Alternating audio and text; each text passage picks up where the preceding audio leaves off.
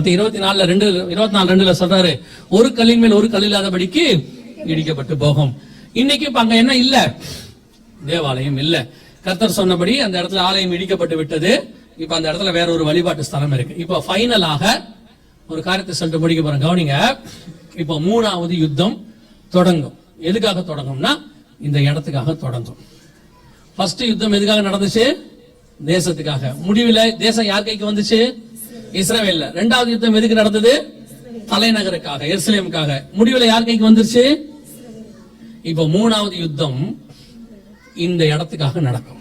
ஆலயம் உள்ள இடத்துக்காக நடக்கும். இல்ல ஆரம்பிச்சிருச்சு. அக்டோபர் மாசம், போன அக்டோபர் மாசம் 7ஆம் தேதி இந்த யுத்தம் என்ன செஞ்சிருச்சு? ஆரம்பிச்சிருச்சு. அதுக்கு பேரு அல் அக்ஸா ஃப்ளட் அப்படின்னு பேரு. அப்படின்னா என்ன அப்படின்னு கேட்டீங்கன்னா, முதல் யுத்தம் தேசத்துக்கு ஆரம்பிச்சாங்க, 2வது தலைநகரத்துக்கு ஆரம்பிச்சாங்க, இப்போ இந்த இடத்துக்காக ஆரம்பிச்சிட்டாங்க.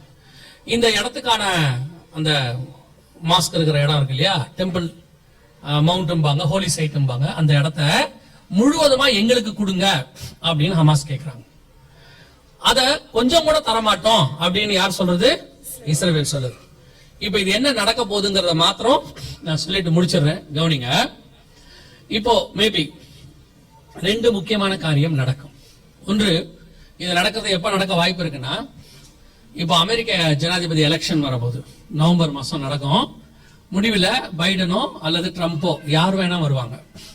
எனக்கு அந்த தீர்க்க தரிசனம்லாம் தெரியாது.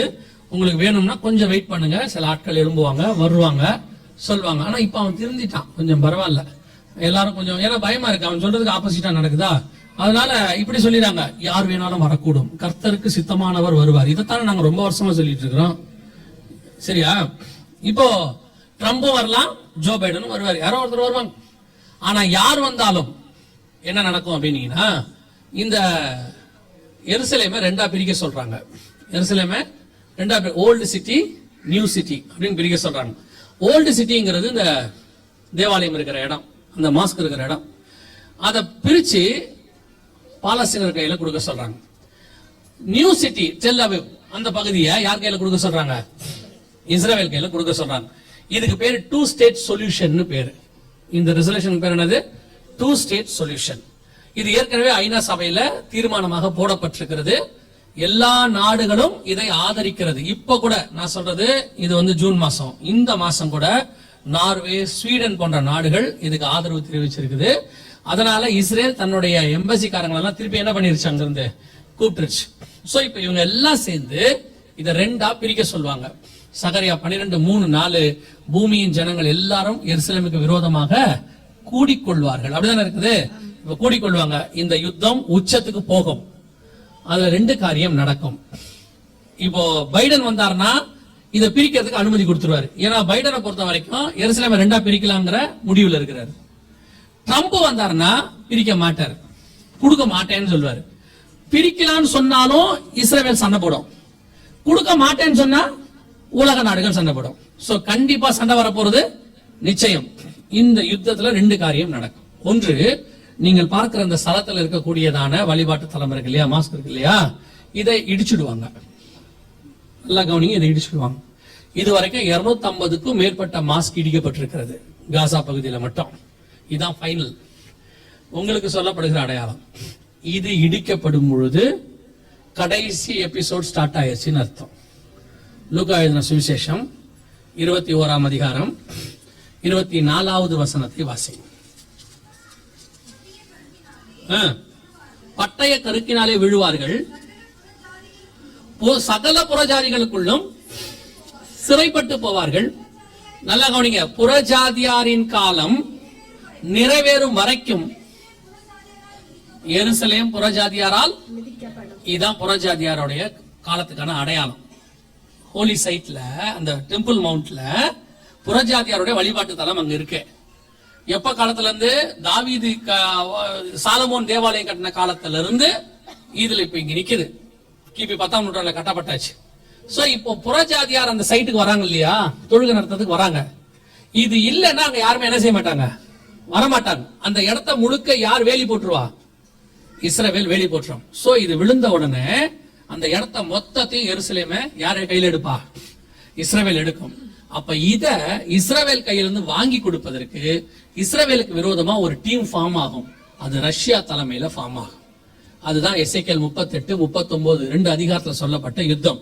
இது ஏதோ கேட்கறதுக்கு கதை மாதிரி உங்களுக்கு தெரியற மாதிரி இருக்கும். வேற நம்ம சொல்றாரு அப்படின்னா, இந்த யுத்தத்துல பாதி இடத்துல நம்ம இருக்கிறோம். போன அக்டோபர் 7 இந்த யுத்தம் ஆரம்பிச்சிருச்சு. இந்த இடத்துக்கான யுத்தம் ஆரம்பிச்சிருச்சு. இது இப்போ ஆரம்பிக்கும் போது சொன்னாங்க அது 2-3 நாள்ல முடிஞ்சிரும்னாங்க. ஆனா அப்பத்துல இருந்தே நாங்க சொல்லிக்கிட்டே வரோம் இது பெருசா மாறும். இப்போ அந்த யுத்தம் எவ்வளவு தூரம் போயிருக்குன்னு கேட்டீங்கன்னா, அப்படியே விஸ்தாரமாயி லெபனான் வரைக்கும் போயிருச்சு. ஹிஸ்புல்லால உள்ள தளபதிகளை அவங்க சாவடிச்சிட்டாங்க 2-3 நாளைக்கு முன்னாடி. இந்த பக்கம் ஈஜிப்ட் வரைக்கும் போயிருச்சு.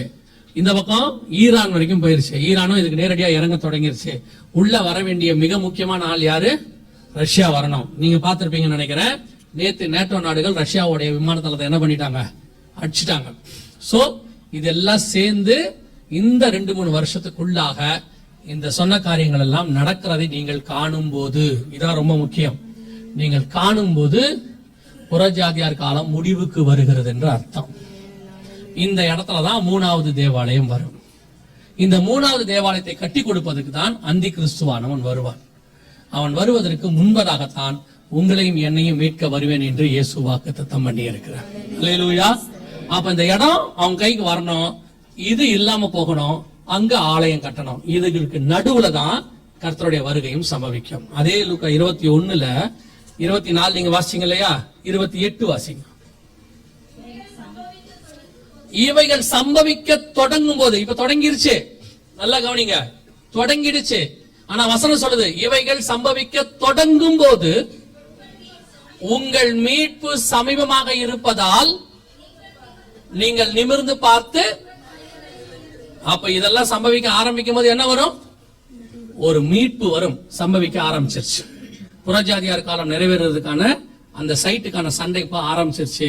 வெளியே ஆரம்பிச்ச சண்டை கொஞ்சம் கொஞ்சமா எருசலேமுக்குள்ள வந்து ஃபர்ஸ்ட் இஸ்ரேல் பார்டர்ல ஆரம்பிச்சிச்சு, எருசலேமுக்குள்ள வந்துச்சு. எருசலேம்ல இருந்து இப்ப எங்க வந்துருச்சு? தேவாலயம் எடுக்கிற இடத்துக்கு வந்துருச்சு. இனி காலம் கண்டிப்பாக செல்லாது.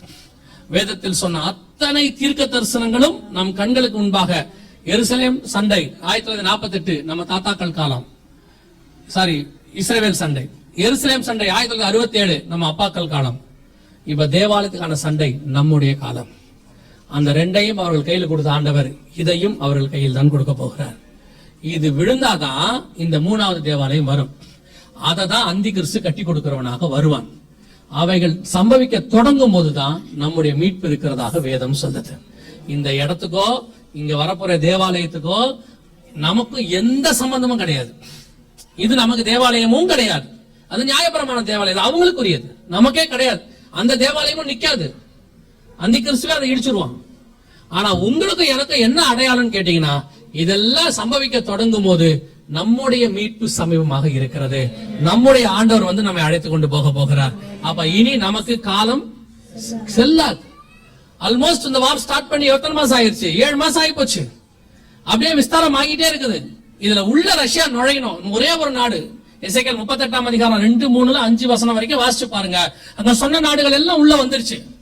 அதுல உள்ள வர வேண்டிய ஒரே ஒரு நாடு ரஷ்யா மட்டும்தான். இப்ப எல்லாம் உள்ள வர தொடங்கிருச்சு. எப்போ இந்த 2 சம்பவத்தை நீங்க பாக்குறீங்களோ, ரஷ்யா உள்ள வர்றதையும் பாப்பீங்க, இந்த இடம் காலியாகிறதையும் பாப்பீங்க. இது ரெண்டையும் பார்த்தா உங்களுக்கு முன்பதாகவே சொல்றோம், ஏதோ செய்தி கொடுத்துட்டு போறோம், ஏதோ இன்ஃபர்மேஷன் இல்ல. காஷன். உங்களையும் உங்கள் குடும்பத்தையும் ஆத்மாவையும் காப்பாற்றிக் கொள்வதற்கான எச்சரிப்பு. நான் இப்போ சொல்றேன், உங்கள் சபை கர்த்தருடைய திட்டத்தில் இந்த சபை இருக்கிறதுனால கர்த்தர் அறிவிக்கிறார் என்பது என்னுடைய நம்பிக்கை. ஆண்டவர் இடத்துல கொண்டு போய் நிறுத்துறாருன்னா கர்த்தருக்குரியவர்கள் அங்க இருப்பார்கள். அதனால கர்த்தர் அங்க கொண்டு போய் நிறுத்துறாரு. இப்போ இந்த காரியங்கள் எல்லாம் நல்லா கவனிச்சு கொள்ளுங்க. இனி காலம் கண்டிப்பாக செல்லாது. நம்முடைய ஆண்டவர் வெகு சீக்கிரத்துல வரப்போகிறார். இனி நமக்கு இருக்கிற காலம் என்னன்னு கேட்டீங்கன்னா, இந்த அடையாளங்கள்லாம் நீங்க தெரிஞ்சுக்கிறதுக்கு தான். இதை வச்சு நீங்க ஒண்ணும் பண்ண போறது இல்ல. ஆனா இதை எதுக்கு நாம தெரிஞ்சுக்கிறோம்னா, இவைகள் செய்யும் பொழுது நாம ஆயத்தப்பட வேண்டும் என்று அர்த்தம். யோவான் ஸ்நானகன் வந்து வனாந்தரத்துல சவுண்ட் கொடுத்துட்டானா, நாம் ஞானசாலை எடுத்து ஆயத்தப்பட்டு நிக்கணும்னு அர்த்தம். பின்னாடி மேசியா வரப்போறாருன்னு அர்த்தம். இந்த அடையாளங்கள்லாம் உங்களுக்கு எதுக்கு சொல்லப்படுது? நீங்கள் ஆயத்தப்பட்டு வருகைக்கு ரெடியாகி நிக்கணும்னு அர்த்தம். இயேசு கிறிஸ்துவின் ரத்தத்தாலே பாவ மன்னிப்பு கழுவப்பட்டு, அவருடைய ரத்தத்தாலே பரிசுத்தமாகி பிதா குமாரன் பரிசுத்தாவின் நாமத்தினாலே தண்ணீர்ல மூழ்கி ஞானஸ்நானம் எடுத்து பரிசுத்தாவின் அபிஷேகத்தை பெற்று வேறுபாடுள்ள வாழ்க்கையை நீங்கள் வாழ தொடங்கி எப்ப இயேசு வருவார் என்று காத்திருக்கிற அனுபவத்துக்கு நீங்க வரணும். இது அதுக்கான நேரம் மட்டும்தான்.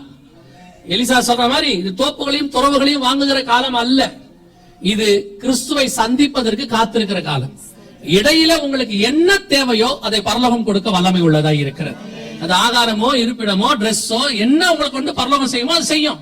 ஆனா நம்முடைய பார்வை மட்டும் அண்ணாந்து பாத்துக்கிட்டே இருக்கணும். நம்மை மீட்கும்படி நம்முடைய மீட்பு ஒண்ணு மத்திய ஆகாயத்துக்கு வரப்போகுது. ஒரு எக்காலம் தோணிக்கும், சத்தம் கேட்கும், நான் பறந்து போகிறவனாய் காணப்படணும். அந்த கடைசி சான்ஸ்ல தான் நீங்களான இருக்கிறோம். ஃபைனல் வார் ஸ்டார்ட் ஆயிருச்சு. வருகைக்கு முன்னாடி நடக்க வேண்டிய வார். இந்த வாரினுடைய முடிவு நம்முடைய வருகையாக இருக்க நிறைய வாய்ப்பு இருக்கிறது.